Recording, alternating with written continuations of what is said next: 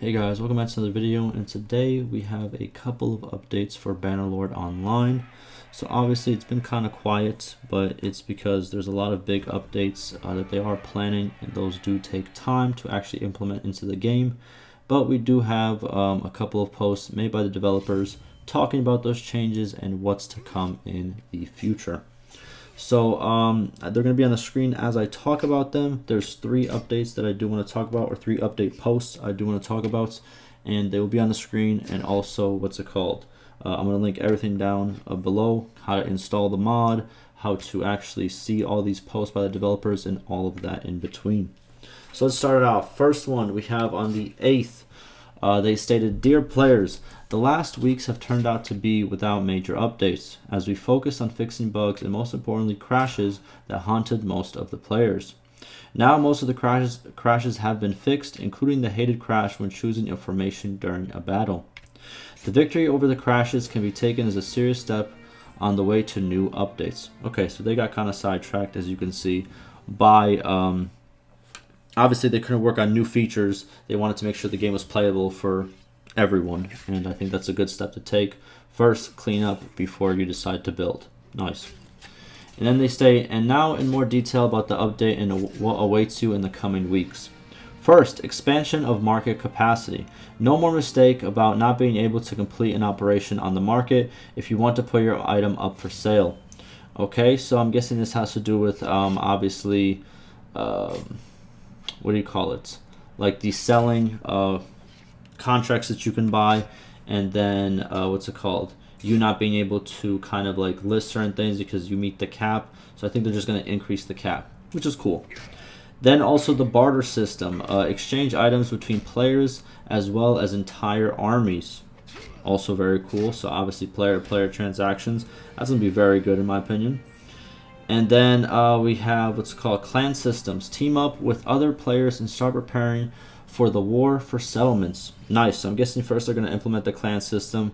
You're going to join all the clan. You're going to join as your clan, and then probably like a couple weeks after that, or however long after that, I don't know. Might be 1 week, might be 1 month. Who knows just yet? They're going to obviously open up castles to actually be siegeable, and then that's when the real fun begins. And then they also state, "We are expanding the development staff, which also contributes to the further development of the project. But that's not all. I do not want to leave this weekend without events." Okay, so this is just talking about some events that they did plan. That time has passed for those events, but yeah, they do events a lot. And obviously, if you do want to check out these events and when they do happen, link down below to all of the information about this mod, so you can actually participate in these events as well.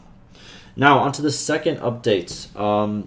This was on the 17th. They said, "Dear players, the last months have been quite tough. We have fixed many bugs and crashes." Okay, so kind of reiterating what happened before. "Released several updates, added anti-cheat and server administration tools to help players faster." Very good. I think that's very good. There was a lot of cheaters, actually. Anti-cheat is a good thing, and also, obviously, administration tools, also very good. They also state, "We have also completed a system for sending rewards to all members who support us through Patreon or PayPal." Okay. "Not every update went according to plan and not on time, but we continue to work on the project every day, and here's some news." Okay. First, our main developer Storm is switching to a full-time development of the mod. This will significantly speed up the release of new features and bug fixes. Good. So they are getting good substantial support and backing, financial backing. And now there is going to be a main developer who's going to be there, and that's going to be his main job, which is very good. You know what I mean? Like I said before, plenty of time about different things. When you alleviate the financial stress that people have, they're able to work. They're able to produce and work better. So it's good to see that that is possible for this mod. And then they state, "Some updates to the projects were not described in the roadmap, but we released them earlier than planned.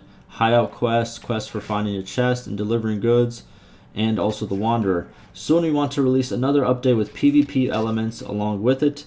Release several features that were lacking in the game: barter, grouping, a market with infinite capacity, various work in villages."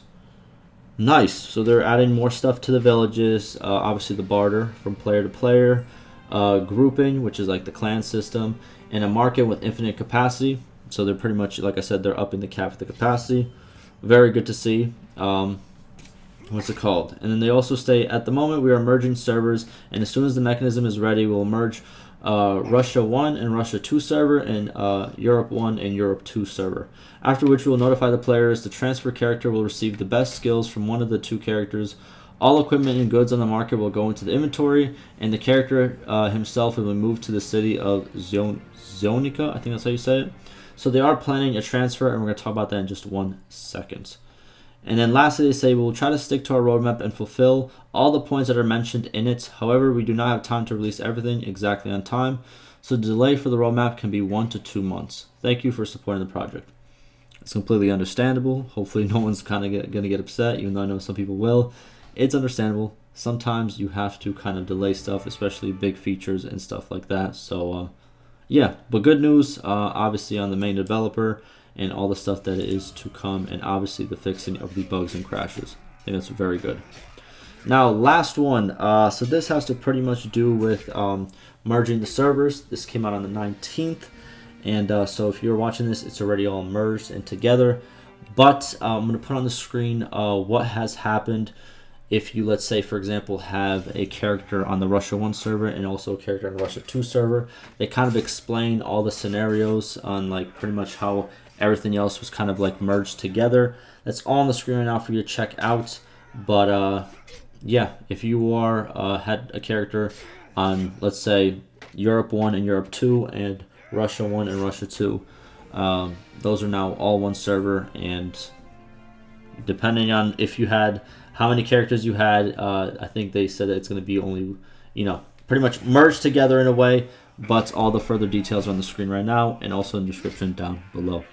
So that will do it for me. That's pretty much all the updates we have received, and I will keep you guys up to date on obviously this mod. I do really like it, and yeah, like always, stay safe.